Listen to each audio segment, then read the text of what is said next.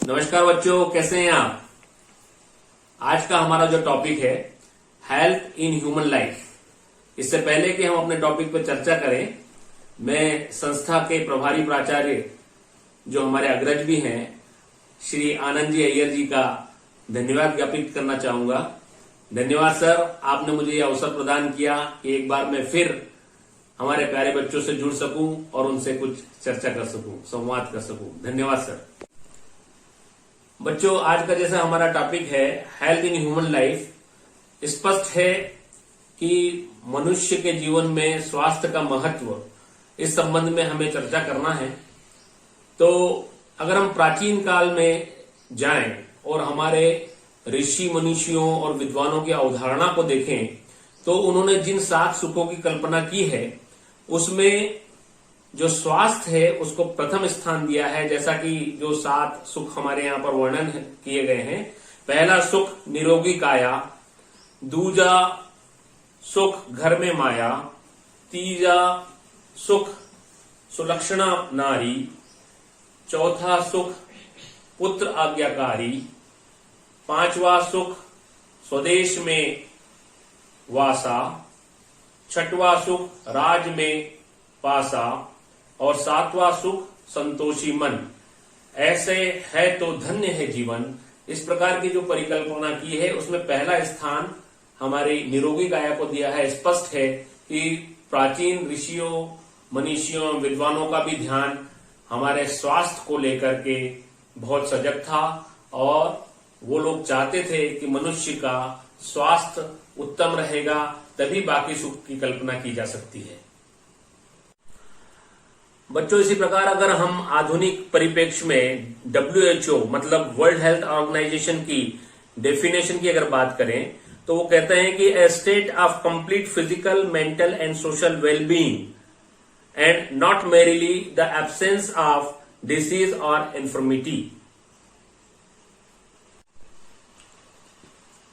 WHO की परिभाषा का अगर हम विश्लेषण करें तो हम पाएंगे कि केवल दुर्बलता एवं बीमारी का अभाव ही हमें स्वस्थ घोषित नहीं करता, वरन हम लोगों की मानसिक, शारीरिक एवं सामाजिक दक्षता के आधार पर हमारा स्वास्थ्य निर्भर करता है।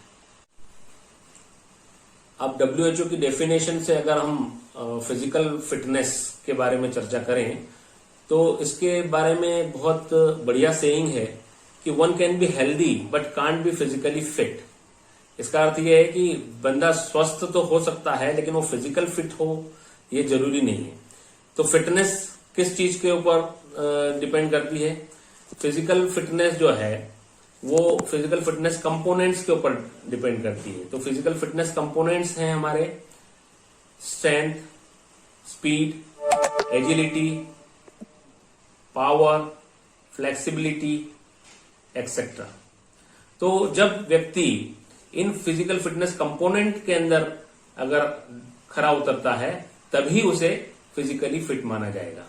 और एक और मजेदार बात कि whatever given task if he is able to complete without fatigue, so he will be considered as a physically fit. अब उदाहरण के लिए एक व्यक्ति 5 किलो का डंबल उठाने के लिए उठा सकता है, तो स्ट्रेंथ कंपोनेंट के लिए हम उसको अगर कल्पना करें तो 5 किलो डंबल उठाने के लिए वो फिजिकली फिट है। लेकिन वहीं अगर हम उसको 10 किलो डंबल उठाने के लिए कहते हैं और अगर वो उसको उठाने में सक्षम नहीं होता, तो वो 10 किलो डंबल के लिए फिजिकली फिट नहीं। मतलब जो गिवन टास्क है उसके हिसाब से उसकी फिटनेस को मेजर किया जाएगा। अब फिजिकल फिटनेस कंपोनेंट के बारे में भी बात करें अगर हम, तो जो व्यक्ति स्पीड कंपोनेंट में फिजिकली फिट है, जरूरी नहीं कि वो इंड्योरेंस वाले कंपोनेंट के अंदर भी फिजिकली फिट हो। तो इस प्रकार से ये कंपैरेटिव फिनोमिना है। तो व्यक्ति विशेष को जो टास्क दिया गया है उसके आधार पर उसकी फिजिकल फिटनेस को मेजर किया जाएगा। अब हम मानसिक स्वास्थ्य या मेंटल हेल्थ के बारे में अगर चर्चा करें, तो इसमें हम ये देखेंगे कि मनुष्य मानसिक रूप से कितना स्ट्रांग है, उसका विपरीत परिस्थितियों में कैसा व्यवहार होता है, उसका एंजाइटी लेवल क्या है, उसका सेल्फ कॉन्फिडेंस लेवल क्या है। जैसे हमने देखा होगा कि जैसे किसी परीक्षा में हमको भाग लेना रहता है तो उस समय हमारे हाथ पैर में पसीना आना, घबराहट सी महसूस होना या बार बार यूरिनेशन के लिए जाना, ये सब एंजाइटी की निशानी है। तो अगर हम अपने इस प्रकार के इमोशनल बिहेवियर को कंट्रोल कर पाने में सक्षम है कि नहीं, विपरीत परिस्थितियों में हमारा व्यवहार कैसा रहता है और कहीं लगातार विपरीत व्यवहार के चलते हम लोग अवसाद ग्रसित तो नहीं हो रहे हैं, ये सब हमारे मानसिक स्वास्थ्य को दर्शाता है। मानसिक स्वास्थ्य में इमोशनली स्ट्रांग होने का उदाहरण अगर हम देखें तो कॉम्पिटिटिव स्पोर्ट्स में हम देखते हैं कि जो खिलाड़ी होते हैं विपरीत खिलाड़ियों के प्रति किलिंग इंस्टिंक्ट के तहत उतरते हैं, लेकिन जैसे ही बेल बजती है वो अपने इमोशंस को कंट्रोल करके दोनों अपनी अपनी सीट पे बैठ जाते हैं। तो ये उनका इमोशनल कंट्रोल हुआ और इस प्रकार से और लगातार हम अच्छा अभ्यास के तहत अपनी प्रैक्टिस को बढ़ा करके हमारे इमोशंस को स्ट्रांग बना सकते हैं और विपरीत परिस्थितियों में भी अच्छा आचरण कर सकते हैं। सामाजिक हेल्थ को समझने से पहले हम ये समझ लें कि समाजशास्त्र के अनुसार मनुष्य एक सामाजिक प्राणी है और समाज जो है व्यक्तियों का एक समूह है। तो समाज में व्यक्ति विशेष का जैसा व्यवहार होता है उसके हिसाब से उसकी सामाजिक स्वास्थ्य की अवधारणा को हम समझ सकते हैं। बच्चों, कितनी बार आपने देखा होगा कि आपकी बॉल अगर आप क्रिकेट खेल रहे हैं और आपकी बॉल किसी घर में चली जाती है तो आप लोग सब जने वहां जाने से कतराते हैं कि नहीं, वो अंकल के पास में हम नहीं जाएंगे क्योंकि वो तो बड़े खड़ूस हैं और वो हमको हमारे साथ में अच्छा व्यवहार नहीं करेंगे या हमको वो बॉल वापस नहीं देंगे। ऐसे ही किसी के यहाँ पर आप जाओगे तो वो हंस के आपको बॉल वापस दे देते हैं। तो ये दो अलग अलग प्रकार के व्यवहारों का आपने समझा है यहाँ पर। तो समाज में जब व्यक्ति रहता है तो समाज के द्वारा जो बनाए गए नियम कायदे कानून है उनको मानना होता है।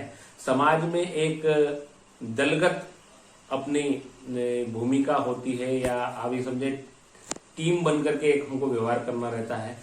तो आप समाज के साथ में कितना जुड़ते हैं, समाज उपयोगी कार्यों में कितना हिस्सा लेते हैं और समाज के कितने काम आते हैं। जैसे समाज के कई कार्य होते हैं जो व्यक्ति अकेला नहीं कर सकता, उसको एक दूसरे की आवश्यकता होती है, उसमें आप कितने सहयोगी बनते हैं। ये सब में आपका व्यवहार कैसा परिलक्षित होता है, ये आपके सामाजिक स्वास्थ्य को दर्शाता है। कितने कार्य ऐसे होते हैं जैसे हम एक दूसरे के काम में आते हैं कि रक्तदान हुआ या वृक्षारोपण हुआ या साफ सफाई हुआ। अभी जैसे अपना स्वच्छ भारत अभियान चल रहा है तो ये समाज उपयोगी कार्य है। इसके अंदर हम लोग अपना क्या योगदान करते हैं उस वाले हिसाब से हमारा सामाजिक स्वास्थ्य परिलक्षित होता है। अब ये शारीरिक स्वास्थ्य कैसे प्राप्त किया जा सकता है इस बारे में हम थोड़ी सी चर्चा करेंगे। शारीरिक स्वास्थ्य के लिए हम सबसे पहले तो स्वस्थ रहने की कोशिश करेंगे। स्वस्थ रहने के लिए हमें क्या करना होगा? स्वस्थ रहने के लिए हमें communicable disease and non communicable disease से फ्री रखना होगा हमको अपने आप को। अब कम्युनिकेबल डिसीजेस क्या है? ये दो प्रकार की होती है, एक होती है इन्फेक्शियस और दूसरी होती है कॉन्टेजियस। इन्फेक्शियस वो डिसीज होती है जो किसी माध्यम से, जैसे हवा, पानी या भोजन इत्यादि के माध्यम से एक व्यक्ति से दूसरे व्यक्ति तक पहुंचती है। और कॉन्टेजियस डिसीज वो होती है जो त्वचा के डायरेक्ट संपर्क में आने से दूसरे मनुष्य तक पहुंचती है।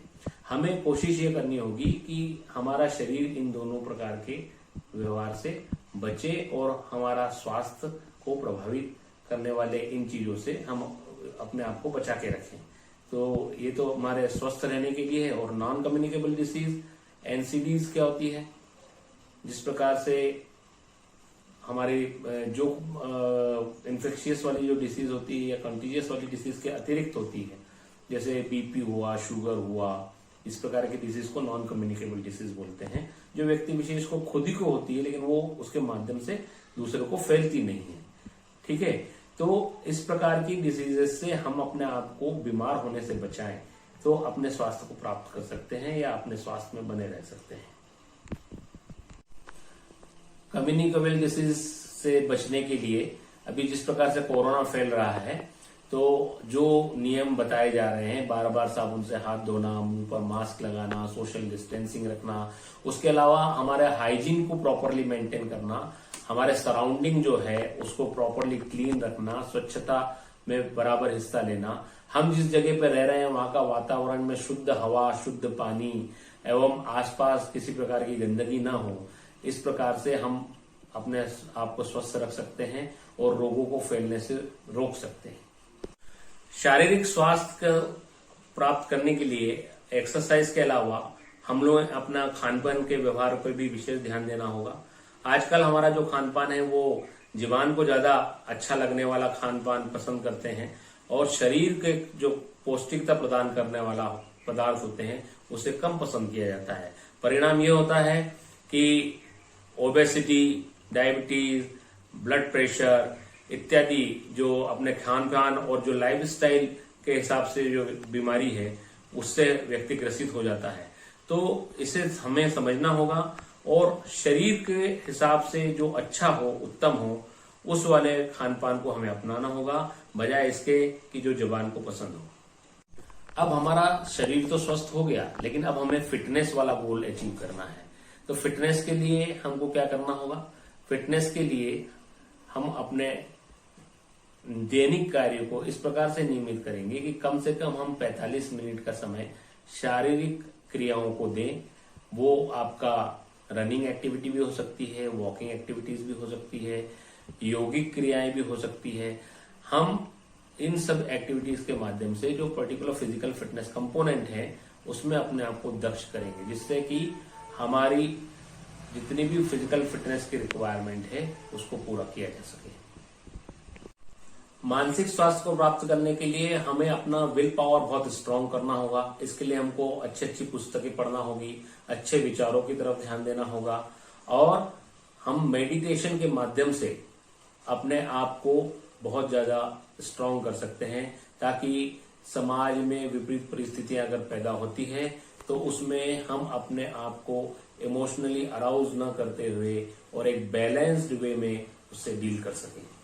जिस प्रकार हम कोई खेल खेलते हैं तो उसके नियमों को पालन करते हैं और अगर बॉल फाउल हुई तो उसके लिए दूसरे वाले को पेनल्टी मिलेगी, और इसी प्रकार से जब हम समाज में रहते हैं तो समाज के कुछ मान्य नियम होते हैं, तो उन मान्य नियमों की प्रैक्टिस करना, उसको आचरण में लाना, ये हमारे उत्तम सामाजिक स्वास्थ्य पर निर्भर करता है। और समाज में जो समाजोपयोगी चीजें होती है उसमें हमारा रवैया सहयोगात्मक होना चाहिए।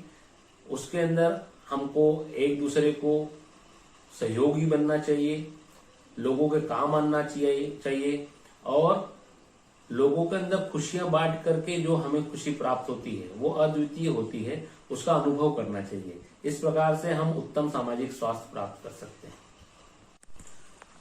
बच्चों, स्वास्थ्य के विभिन्न पहलुओं के ऊपर चर्चा करने के बाद में अगर हम निष्कर्ष की बात करें तो हम ये आसानी से निष्कर्ष निकाल सकते हैं कि अगर हम गुणवत्तापूर्ण जीवन व्यतीत करना चाहते हैं या क्वालिटी ऑफ लाइफ अगर हमें चाहिए तो हमारे उत्तम स्वास्थ्य का होना बहुत आवश्यक है।